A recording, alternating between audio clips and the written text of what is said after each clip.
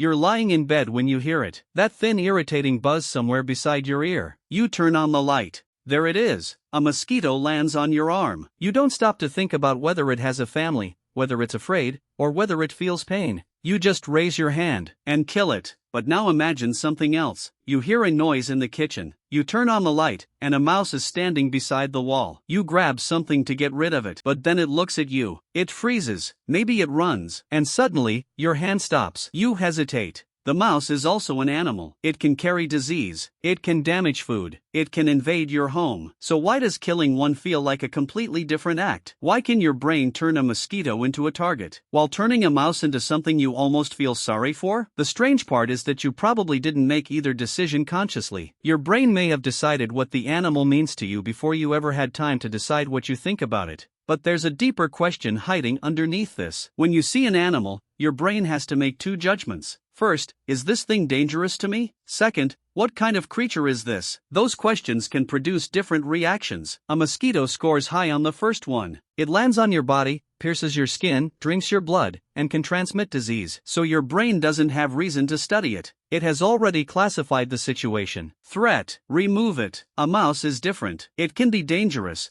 but it isn't attacking you. It moves around your home, hides when you approach, and tries to escape. That behavior gives your brain something the mosquito doesn't. A story. You can imagine what the mouse wants. You can imagine what it might be feeling. And once an animal starts looking like a creature with a mind, killing it becomes psychologically harder. So maybe the question isn't why we hate mosquitoes. It's why we find it so easy to stop seeing them as living things. The mosquito doesn't just look small. It triggers some of the strongest avoidance reactions we have. The moment it lands on your skin, you feel it. Then comes the buzz. Then the thought that it might bite you. And suddenly, the mosquito isn't just an animal anymore. It's a contaminant. Something unwanted that has crossed a boundary between the outside world and your body. That's important because disgust is designed to make us act quickly. You don't usually investigate something disgusting. You don't wonder about its personality. You create distance, and mosquitoes are almost perfectly designed to trigger that response. They touch your skin, they feed directly from your body, they appear suddenly and disappear just as quickly. You can't predict exactly where they'll land, and you can't easily tell whether the next bite will simply itch or carry something dangerous. So your brain compresses all of that information into one simple judgment. This thing should not be here. A mouse doesn't usually trigger the same reaction. Even when it's unwanted, it stays at a distance. You can watch it move. You can hear it. You can see it trying to escape. The mosquito gives you almost none of that emotional space.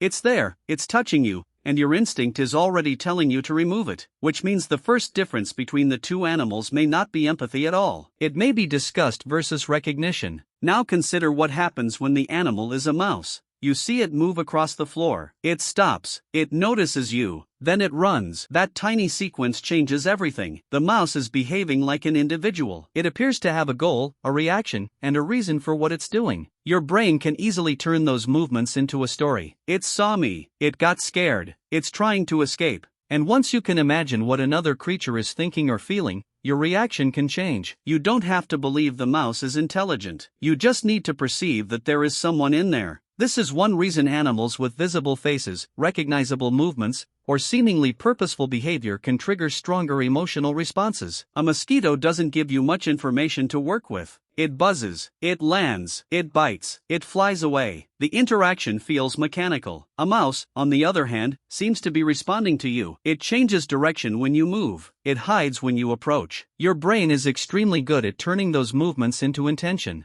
That creates something surprisingly powerful, a sense of another mind. The moment your brain detects that mind, killing the animal can stop feeling like removing a nuisance. It starts feeling like hurting a creature, and that may be the invisible line between the two. The difference may begin with something much simpler than empathy. Your brain is constantly trying to work out what kind of thing is in front of you. Is it an object, a threat, something alive, and, most importantly, does it seem to have a mind? A mouse gives your brain a lot to work with. You can see its eyes. It turns its head. It stops when you move. It runs away when you approach. Its movements look purposeful, almost as if it is making decisions. The mosquito gives you a very different picture. It appears as a tiny moving speck. It lands, disappears, circles your head, and suddenly you're itching. Its movements are difficult to predict, and its only obvious interaction with you is an unwanted one. So your brain isn't just seeing two animals, it's building two completely different models of what they are. Psychologists sometimes describe this in terms of perceived mind, how much a creature appears to have thoughts, intentions, feelings, and a point of view of its own. And the more a creature seems to have a mind, the harder it can become to treat it like an object. That's why a mouse running across the floor can suddenly feel like a little individual trying to escape.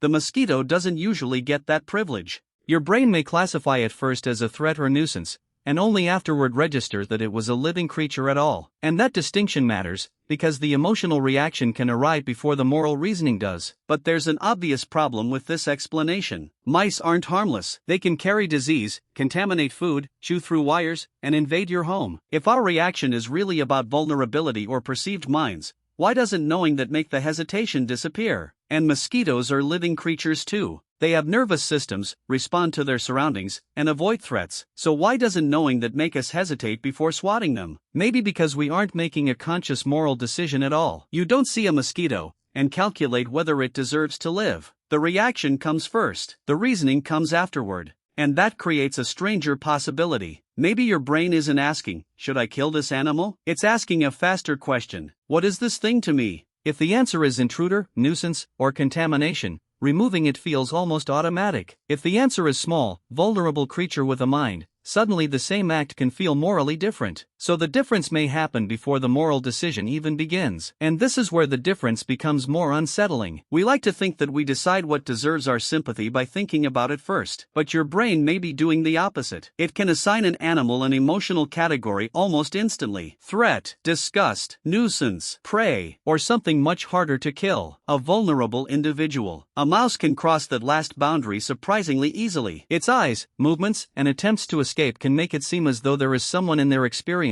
what is happening. The mosquito rarely gets the same treatment. Its buzzing becomes irritation. Its bite becomes invasion. Its movement becomes something to stop. And once that classification happens, your conscious reasoning may simply follow alone. You don't think, this mosquito has less moral value than a mouse. You think, get it off me. That distinction matters, because we may not first decide whether an animal deserves to live and then feel an emotion about it. We may feel the emotion first, then build a reason around it. Which means the strange part isn't that humans value some animals more than others. It's that our brains can decide what kind of creature we're looking at before we've consciously decided what we think about it. But why would a human brain evolve to make these distinctions so quickly? Because throughout human history, treating every living thing the same would have been a terrible survival strategy. Some creatures were worth avoiding because they carried disease. Others could bite, sting, poison, or contaminate food. A fast disgust response could keep you away from something dangerous before you had time to understand exactly what it was. That same system could also work in the opposite direction. Humans lived alongside animals for thousands of years. We watched them move, learned their behavior, depended on some of them, feared others, and eventually brought certain species into our homes. Over time, familiarity could make an animal easier to understand, and understanding makes it easier to see an individual. A mouse has behaviors you can recognize. It hides, it freezes, it runs, it searches for food. You can almost imagine what it wants. A mosquito gives you far fewer cues to build that picture. But evolution isn't the only thing shaping the response. Children learn very early which animals are supposed to be cute, dangerous, dirty, or disgusting. Stories, parents, culture, and personal experiences reinforce those categories. So the reaction you feel when you see a mouse isn't produced by one simple switch. It's the result of ancient survival systems mixed with learning, familiarity, perception, and experience. And that means our feelings toward animals may tell us as much about how our brains classify them as they do about the animals themselves. So go back to that moment. A mosquito lands on your arm. You don't stop to think about what it wants. You don't wonder whether it's afraid. Your hand moves almost before you've made a decision. Then a mouse appears, and suddenly, you hesitate. The difference was never simply that one is dangerous and the other is harmless. Both can carry risks. Both are living animals. Both are trying to survive. What changes is what your brain sees when it looks at them. The mosquito becomes an intruder. The mouse becomes an individual. One feels like something to remove. The other feels like something that is trying to escape. And that happens incredibly quickly, before conscious reasoning has much time to intervene.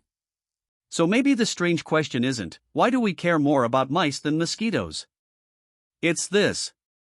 Why does our brain decide, so quickly, which living things deserve our attention, sympathy, or hesitation?